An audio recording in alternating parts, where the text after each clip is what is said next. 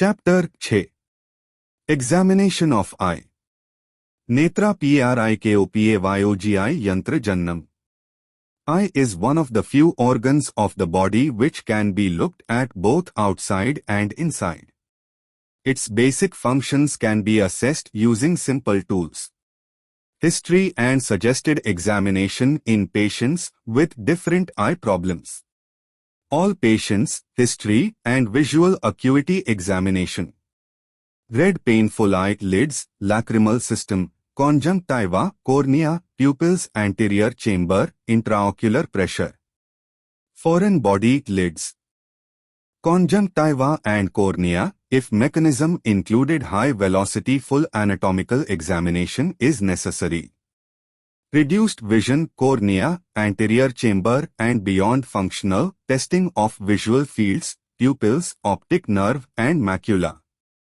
Double vision, orbital fundus, optic nerve function, extra problems ocular muscle function.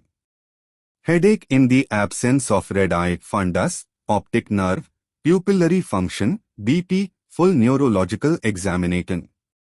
History of the presenting complaint, the time and speed of onset, ocular associations like red eye, pain, photophobia, blurred vision, etc.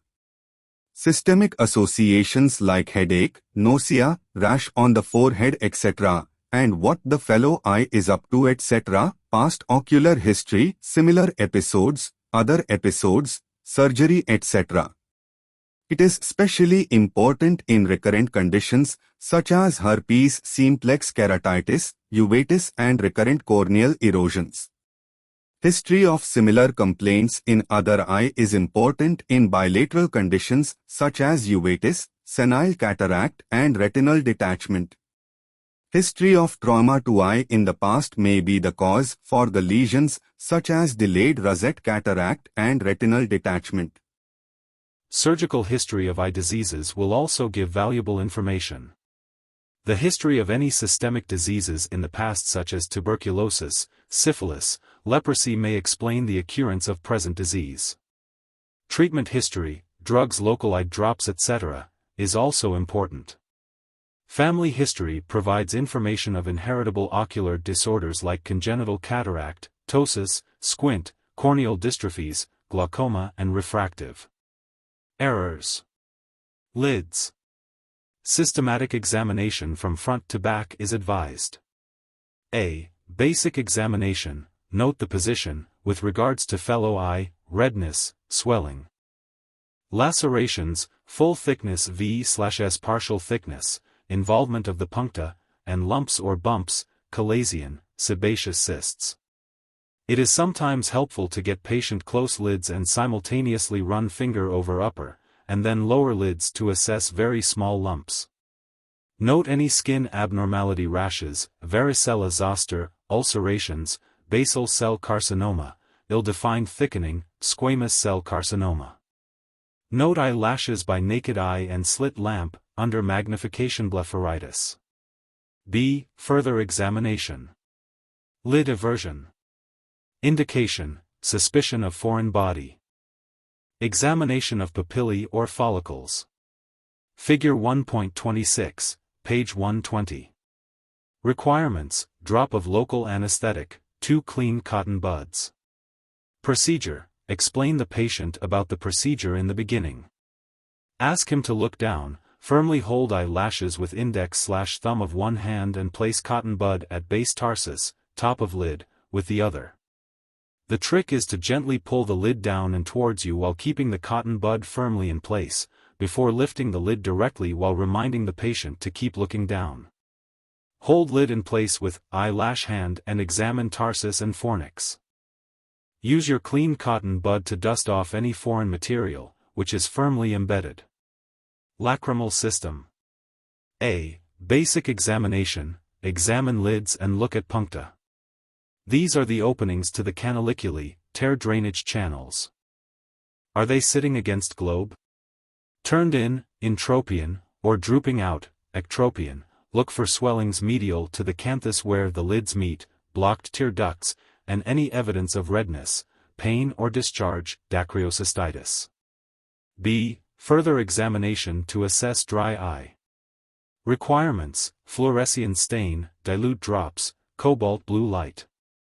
Procedure: instill a drop of fluorescein and look at the cornea using cobalt blue light. Ask the patient to close the eyes, and then open again. For each eye, count the seconds it takes for the tear film, visualized as a hazy diffuse spread of fluorescein over the cornea, to break up. It should take at least 10 seconds. Schirmer test: it involves strips of filter paper and waiting for tear absorption, but it is difficult to get this test right and therefore not always reliable. Figure 1.27, page 120. Conjunctiva. Basic examination: look at its color. Is it injected, conjunctivitis, or pale, anemia? Are there cysts, clear blebs, concretions, yellow deposits, or ulcerations? Look for foreign bodies embedded up or down in the fornices or even hidden in folds. Get patient to look for left then right. Note any discharge. Further examination: lid eversion may be necessary to assess the presence of follicles, raised, gelatinous pale bumps, or papillae, vascular bulges, and to rule out conjunctival foreign bodies. Fluorescein staining of the conjunctiva will highlight small lacerations. Cornea. Basic examination: is the patient wearing a contact lens? Corneal reflection provides information about any loss of surface epithelium. The curvature and smoothness of eye. It is indicated by an interruption or irregularity. Placido's disc, Fig. 1.28a, page 120, is of 8 to 10 inch diameter, with alternate black and white circles. A central hole and a handle may be used. Nowadays keratometer has replaced it. Fig. 1.28b, page 120. Is the cornea hazy? If haziness all over the cornea, you can suspect closed-angle glaucoma, acute, and if haziness is localized you can suspect band. Keratopathy. Are there any white dots visible before fluorescein staining, infiltrates suggestive of infective keratitis? Fig. 128c, page 121. Before instilling fluorescein, check sensation. Neuropathic keratopathy: twist a clean cotton bud/tissue to a tip and lightly touch cornea. Brisk reaction should immediately follow. Fluorescein drops are anesthetic and this cannot be tested once instilled. Seidel test, Fig. 1.28d, page 121. Indication: suspicion of penetrating injury. Requirements: 10% fluorescein, cobalt blue light source, a rigid eye shield. Procedure: a drop of fluorescein is instilled into the suspicious area, asking the patient not to blink. If it turns to a severely bright fluorescent orange/yellow, aqueous is leaking out, diluting it. The patient should not take anything from mouth. An eye shield should be applied and an urgent referral made. If you suspect a penetrating injury you may wish to carry out a Seidel test. Fluorescein staining: instill a drop of fluorescein to the open eye. Ask the patient to blink few times. Look for diffuse tiny spots, punctate epithelial erosion from dry eye, or presence of ulcers, herpes simplex keratitis. Some of these lesions are tiny, but must not go untreated. Anterior chamber. Assessment is limited without a slit lamp, but a note can be made of the presence of hypopyon, a collection of pus sitting inferiorly, e.g., ophthalmitis, or hyphema, blood in the anterior chamber. Slit lamp examination: assess by narrowing the beam to 1 mm and putting it on its brightest light setting. Angle it at 30 to 45 degrees to the cornea and focus in, past the cornea. If the iris comes into focus, you have focused too far, so go back again. You are effectively focusing into a space. Look for cells, like particles of dust passing through the shaft of light, and flare, slight cloudiness, of anterior uveitis. Fig. 1.29a-b, page 121. Pupils. Look at their relative size. If you think that there may be different-sized pupils, anisocoria, stand back from the patient. Darken the room and look through the ophthalmoscope. You can elicit the red reflex in both eyes and compare the size of these directly rather than shifting from one to the other close up. Look for change in shape. Typically oval is acute angle closure glaucoma. Asymmetry in a penetrating injury. Abnormal oscillations in 80s tonic pupil syndrome. Lens and the red reflex. A cataract is not always easy to spot without a slit lamp unless it is mature. You may notice an opacity by examining the red reflex. This is best seen with dilated pupil when the patient is looking at the light of the ophthalmoscope, which is held about an arm's length away from the patient. Look through the ophthalmoscope and turn the dial until you see the reflex. This may be attenuated as a result of any opacity between the cornea and the fundus, but a clue is a corneal opacity is visible externally and a vitreous opacity may mobile. The red reflex is part of the routine neonatal check. Use a direct ophthalmoscope in a dimly lit room and hold your ophthalmoscope about 2/3 of an arm's length away from the baby. If the baby is crying, ask the mother to feed and check it during the feed. Examination of functions of eye. The visual acuity is the most basic of functions that should be examined in every patient. Beyond this, functional testing is guided by the symptoms and findings so far. Snellen chart. Visual acuity. The most common method is using a Snellen chart, which comprises of round letters arranged in rows, decreasing in size in each row. Charts are designed to be read at 3 or 6 mTrs. The row corresponds to the distance at which a normal eye could read that row. For example, the top row could be read by the normal eye 60 meters away. The patient should be tested one eye at a time using their normal distance glasses and then using a pinhole. Fig. 1.30a-b, page 121. The reading is recorded as 6/60ths. This means that the patient was tested at 6 meters, or equivalent if you used a 3-meter chart, and were able to read the top row only. If they score 6 out of 4, i.e. to read the lowest row, they were tested at 6 meters, but their eyesight was so good that they actually saw what a normal person would usually need to be 4 meters away to read. If the patient is unable to read the top row, try counting fingers, cf., at 1 meter in a well-lit room, then hand movements, hm. Then perception of light, pl. If the patient sees nothing at all, it is recorded as no perception of light, NPL. If the patient reads most of a line correctly, but gets 1 or 2 wrong at the 12-meter row, this is recorded at 6/12-2. If the patient reads more than 2 wrong letters, then it should be recorded as the line above. Non-standard testing. There are variations of the Snellen chart for patients who are illiterate. Capital E is rotated in different directions for the identification. Children may use the Sheridan, Gardner test, where they have to match up letters or pictures of different sizes with those presented on a card in front of them. Very young children are examined by assessing their preferential looking of various pictorial complexity, Cardiff card test.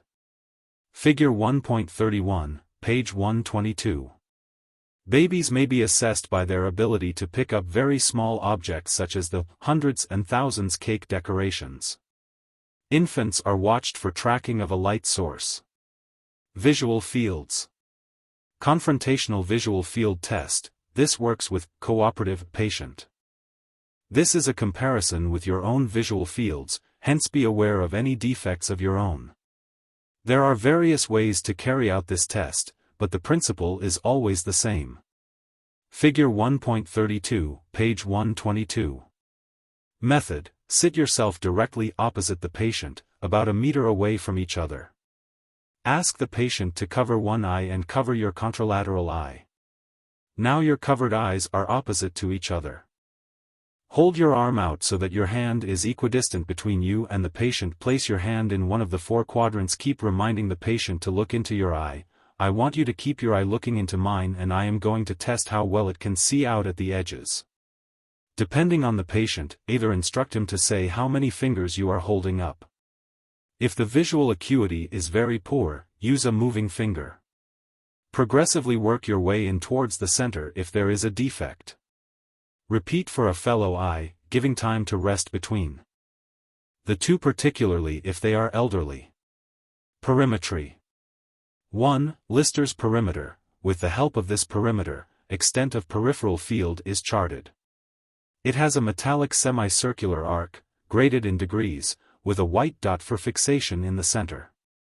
The arc can be rotated in different meridians. Figure 1.33, page 122. 2. Compimetry, scotometry. It is done to evaluate the center and para-central, 30 degrees, area of the visual field. Central and paracentral scotomas can be found in optic neuritis and open-angle glaucoma. 3. Goldman's perimeter, automated perimeters. They are computer-assisted and test visual fields by a static method. They offer unprecedented flexibility, a level of precision and consistency. They have data storage capability, ease of operation, well-controlled fixation, menu-driven software and online assistance. They provide facility to compare results statistically with normal individuals of the same age group and with previous tests of the same individual. Fig. 1.34a b c, p.122-123. Commonly used automated perimeters are Octopus, Field's Master, Humphrey Field Analyzer. Intraocular pressure, IOP. A very low intraocular pressure, IOP, may manifest itself as a soft eyeball on palpation of the globe over the closed lids, and very high IOP may feel hard. A globe thought to be soft on account of performation should not be palpated.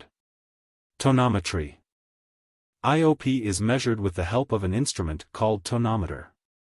Two basic types of tonometers are 1. Indentation tonometer, 2. Applanation tonometer. Indentation or impression tonometer, in current use, is that of Chiette's. It is based on the fact that a plunger will indent a soft eye more than a hard one. Chiette's tonometer, figure 1.35, page 123, is most widely used because of its simplicity, reliability, relative accuracy, low price. Its disadvantage is it gives a false reading when used in eyes with abnormal scleral rigidity. Procedure, figure 1.36, page 123. 1. Sterilize the foot plate and lower end of plunger. 2. Sterilization can be done by heating the footplate in the flame of sprit, dipping in ether, absolute alcohol, or a cut 1. 3. Anesthetize the cornea with 2 to 4% topical xylocaine. 4. Patient should be instructed to fix at target on ceiling after lying down in supine position in the bed. 5. Keep the foot plate of the tonometer vertically on the center of the cornea after separating the lids with left hand. 6. The reading on the scale should be recorded. 7. Additional weight can be added to plunger to make it 7.5 gms. Or 10 gms, if the scale reading is less than 3. 8. Tonometer is lifted and antibiotic drops are instilled. 9. A conversion table is used to derive the IOP in mm of Hg from the scale reading and the plunger weight. Applanation tonometry. It is based on Imbert-Flick law, which states that the pressure inside a sphere, P, is equal to the force, W, required to flatten its surface divided by the area of flattening. A, i.e. P equals W/A. The commonly used applanation tonometers are 1. Goldman tonometer, 2. Perkins applanation tonometer, 3. Pneumatic tonometer, 4. Pulse air tonometer, 5. Tonopen. Figure 1.37 to 1.39, p.123-124. Fundus examination. Fundus examination is necessary to diagnose the diseases of the vitreous optic nerve head, retina and choroid.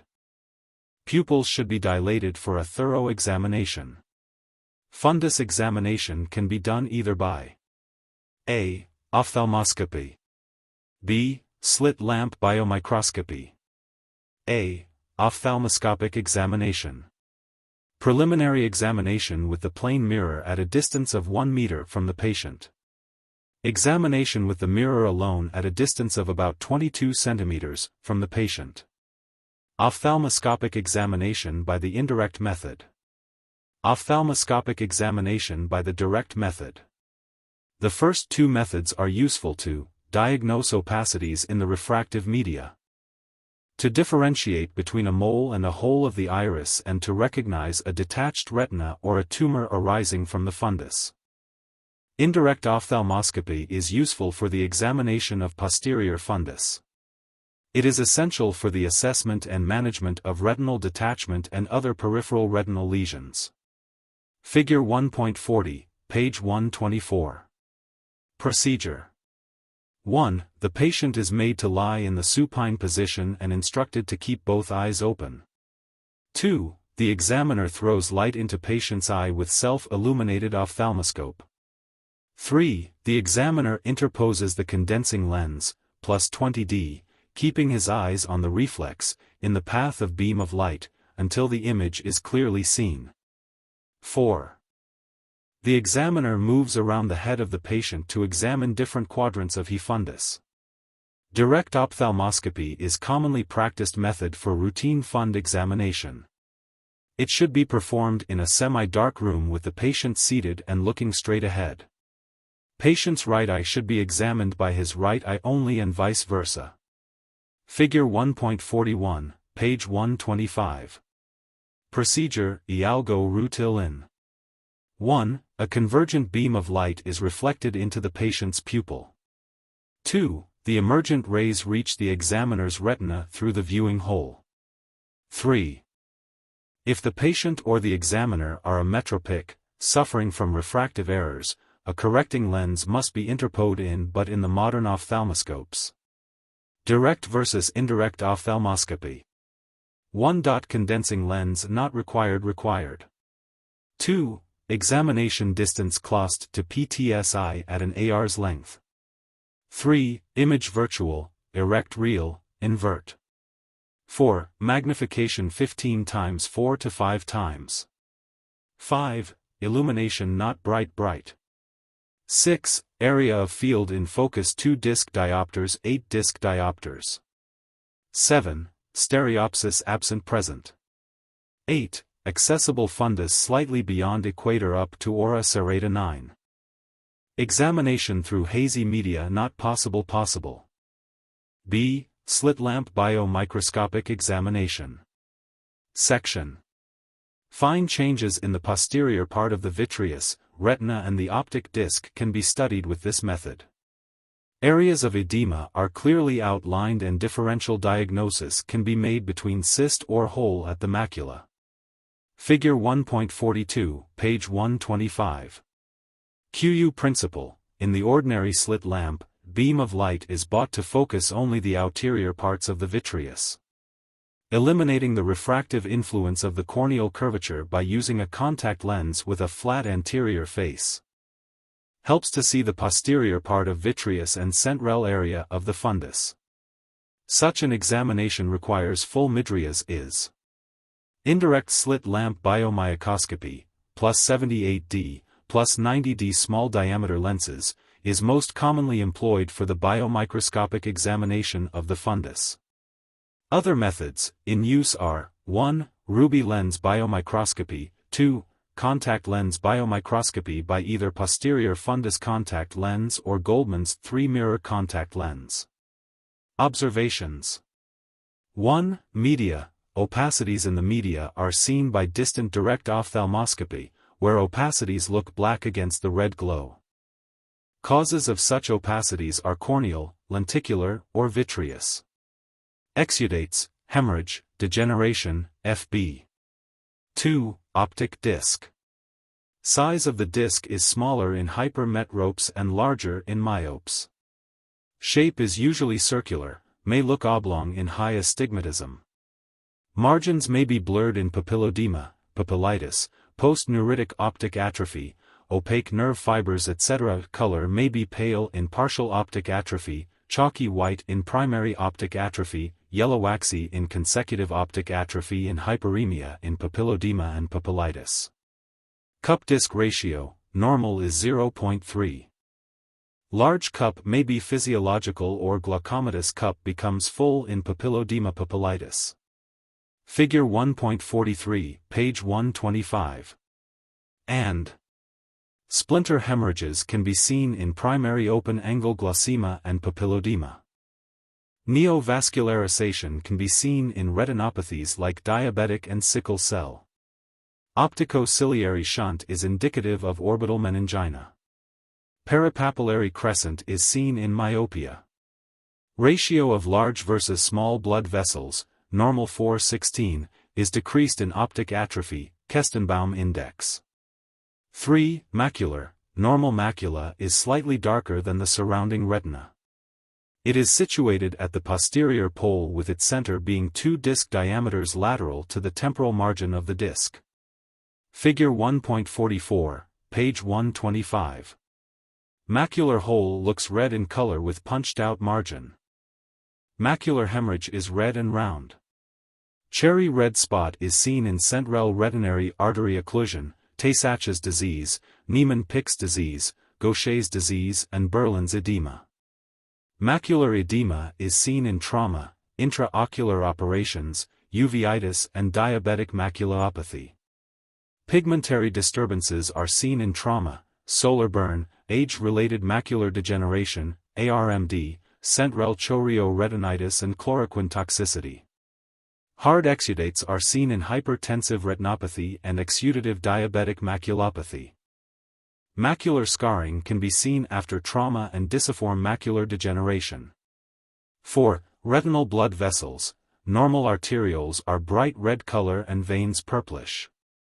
Figure 1.45, page 125. Narrowing of arterioles is seen in hypotensive retinopathy, arteriosclerosis and central retinal artery occlusion. Tortuosities of veins occur in diabetic mellitus, central retinal vein occlusion and blood diuresias.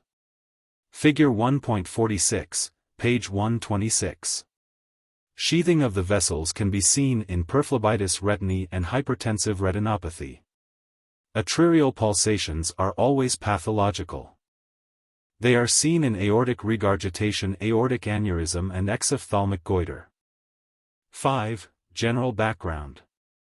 Superficial retinal hemorrhages may be seen in diabetes, hypertension, trauma, venous occlusions and dicrasias. Figure 1.47, page 126. Deep retinal hemorrhages are characteristic of diabetic retinopathy. Soft exudates are seen as cotton wool spots in retinopathies, anemia and collagen disorders. Hard exudates are small discrete yellowish, waxy areas with crenate margins are seen in retinopathies and Coates disease. Colloid bodies occur as murmurous, minute, whitish. Refractal spots in case of senile macular degeneration and Doyne's honeycomb dystrophy. Pigmentary disturbances are seen in retinitis pigmentosa and healed chorioretinitis. Microaneurysms are seen in retinal vein occlusions, Ely's disease retinopathies and sickle cell disease. Tumors in the founds are mainly retinoblastoma, astrocytoma and melanomas. Retinal holes are seen as punched-out red areas. Retinal detachment gives a picture of gray raised and folded retina. Pupillary reactions. Direct response to light, directly shown on the eye for 3 secans should elicit a prompt pupillary constriction of the pupil. Failure to do so is known as an afferent pupillary defect and indicates severe optic nerve pathology. E.g. transected nerve. There will also be failure of the fellow pupil to constrict. If there is no pupillary reaction, but fellow pupil does constrict, consider a traumatic iris paresis. The swinging flashlight test, this identifies the presence of a relative afferent pupillary defect, RAPD. Shine the light source from one eye to the other in rapid succession. Stimulation of the normal eye should elicit a brisk constriction of both pupils, but when the light is shed on the diseased eye, both pupils dilate. Because the dilatation produced by withdrawing the light from normal eye outweighs the weak constriction produced by shining light on the diseased eye, this is why it is called a relative afferent pupillary defect. Figure 1.48, page 126. Light near dissociation. If the reactions to light are normal, you can test the accommodation reflex. Patient should be asked to gaze a far wall. As soon as the patient see other object, he should focus straight on it. As he gaze to the distance, hold your object, like pen or watch, above the level of his eyes, making sure that your arm is not in the way. Then drop into his line of view and observe the pupillary reactions as he look at it. These should be a brisk constriction. Failure to do so is known as light near dissociation. Figure 1.49, page 126. If all these pupillary tests are normal, the patient can be said to have pupils equally reacting to light and accommodation, PERLA. Optic nerve function. There are several essential components to examine the function of optic nerve if you suspect pathology at this level. Figure 1.50, page 126. Check visual acuity. Check for RAPD. Check for color impairment. Ideally, this is done using an Ishihara color test booklet. Cover the good eye first, allowing about 5 seconds per number, then compare with the fellow eye. If the booklet is not available, look at a bright red object and compare the intensity of the color when viewed with each eye separately. Descriptions like washed out should ring alarm bells. Assess brightness sensitivity. Shine a 8 in each eye and ask the patient to compare the brightness. A useful measure is to suggest, if I were to give you 100 rupees for this brightness, shine light in good eye, how much would you give me for this, shine light in bad eye? B. Do a confrontational field test and assess the blind spot, in the same examination position and conditions as for confrontational visual field. Bring a bright red object horizontally across their central field of vision.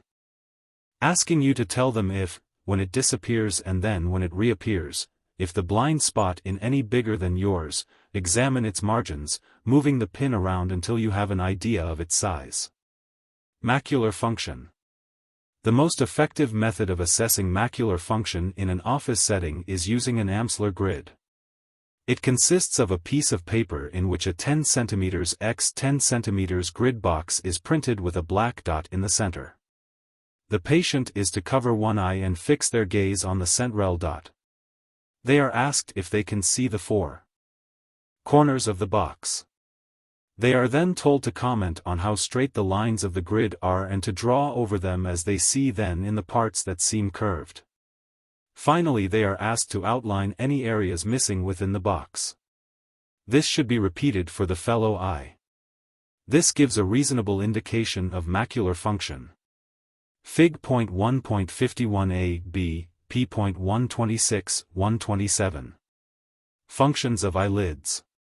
Examinations of the functions of the eyelids is usually done in the assessment of ptosis. There are several simple measurements that can made using a simple ruler with millimeter calibrations. A see-through ruler is ideal. The palpebral fissure, PF, the distance between the upper and lower eyelid in vertical alignment with the center of the pupil. The marginal reflex distance, 1, MRD, 1, the distance between the center of the pupillary light reflex and the upper eyelid margin with the eye in primary gaze. MRD, 2, the distance between the center of pupillary light reflex and the lower eyelid margin with the eye in primary gaze.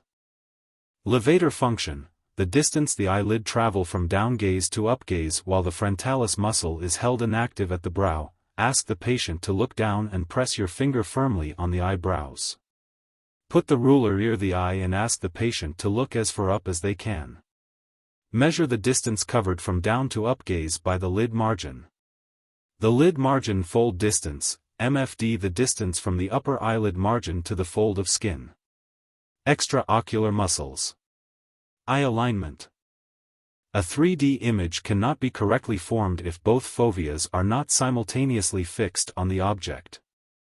Hold a light source about an arm's length away from the patient and look at the position of the light reflection. This is usually in the center of each pupil. If one side or the other is towards the outer edge, this indicates an inward deviation of the global. If there is a reflex more towards the inner edge of the pupil, there is an outward deviation of the globe.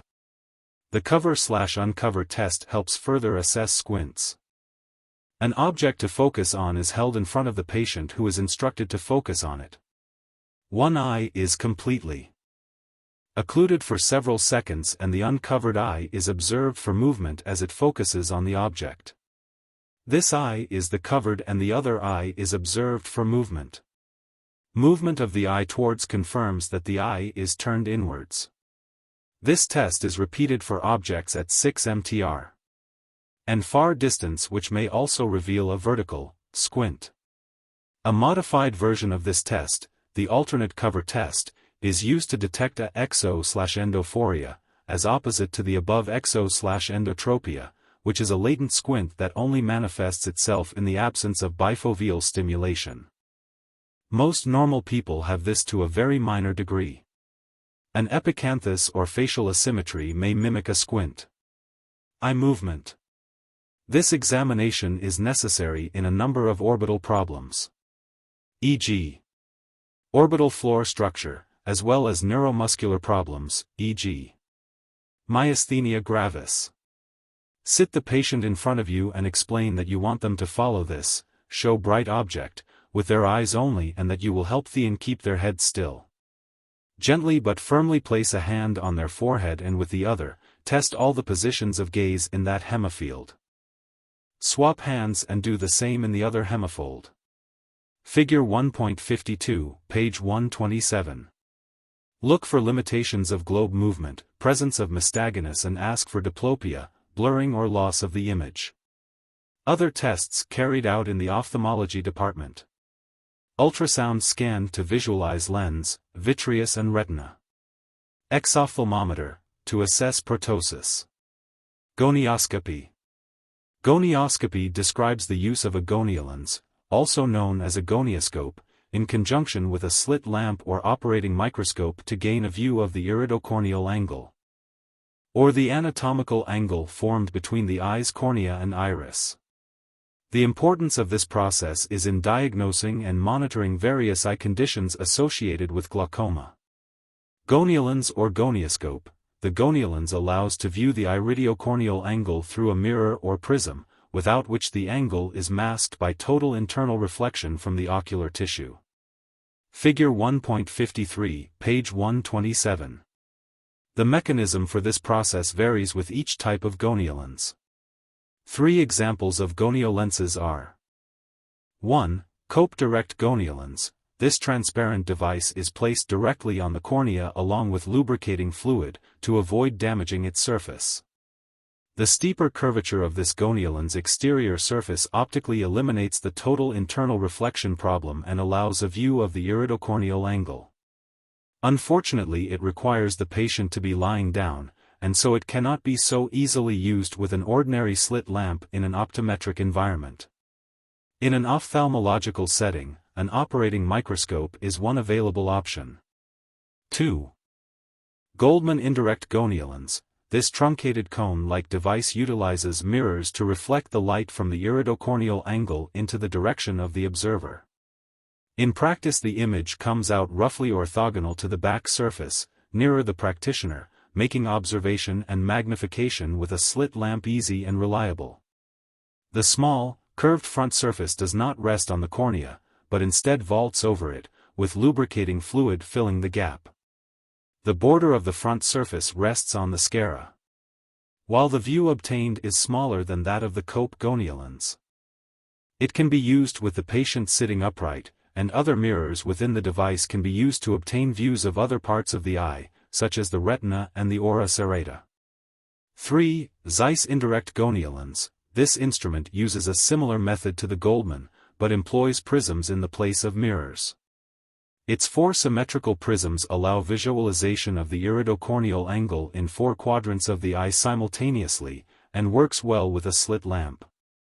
Most importantly, the size and shape of the instrument, a smaller front surface that rests on the cornea without requiring lubricating fluid, only the patient's tear film allows for indentation gonioscopy, which can be used for further diagnosis.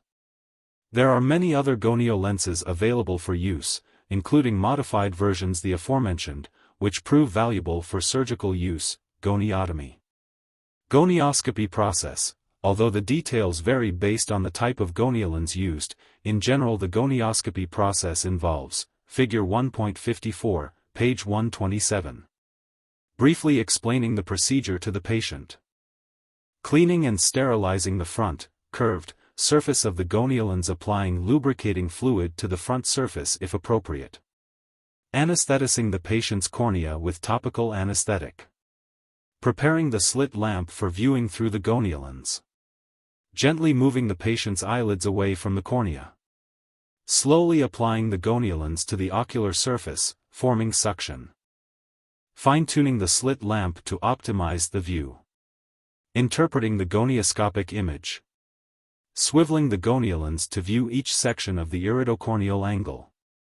When satisfied, very carefully breaking suction via the eyelids. Cleaning the instruments and irrigating the patient's eyes with saline, if desired.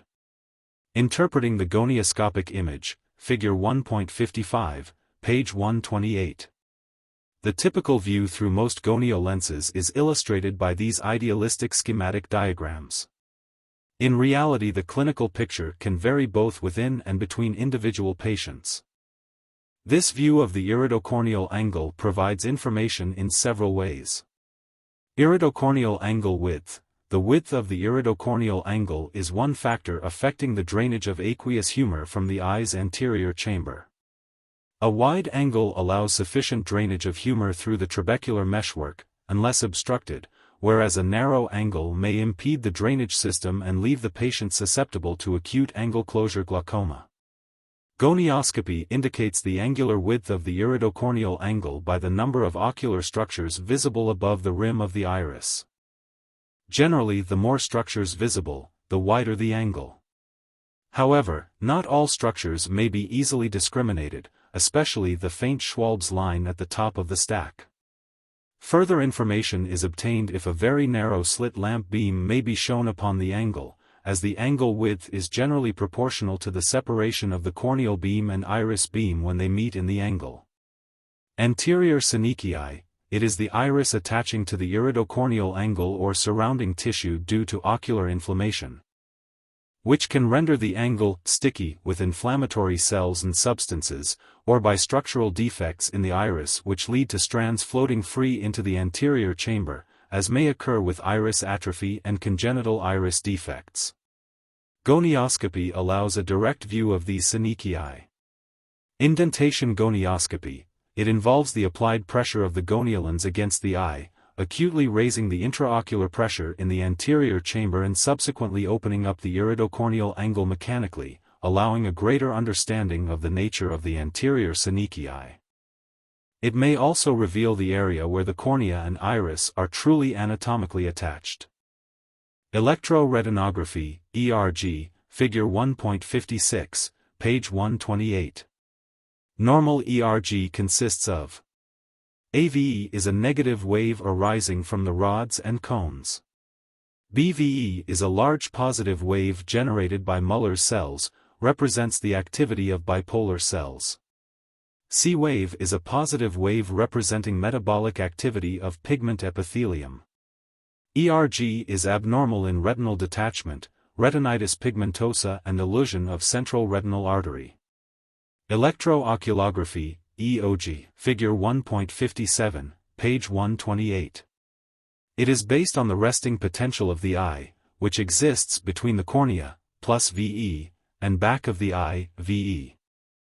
EOG is abnormal in retinitis pigmentosa, retinal detachment and vitamin A deficiency. Visually evoked response, VR, Figure 1.58, page 128. It records the functional state of the visual system beyond the retinal ganglion cells. Flash VR is based on the light perception while pattern reversal VR is based on form sense. Clinically, VER is useful to assess the visual acuity in infants and mentally retarded persons, confirm malingering and optic nerve diseases. Ultrasonography. A-scan, time amplitude, produces single-dimension image echoes plotted as spikes. Figure 1.59, page 128. B-scan, intensity modulation, produces two-dimensional dotted section of the eyeball. Figure 1.60, page 128. It is useful in biometric studies to calculate power of intraocular lens to be implanted, assessing the posterior segment when media is opaque, and the study of intraocular and intraorbital tumors.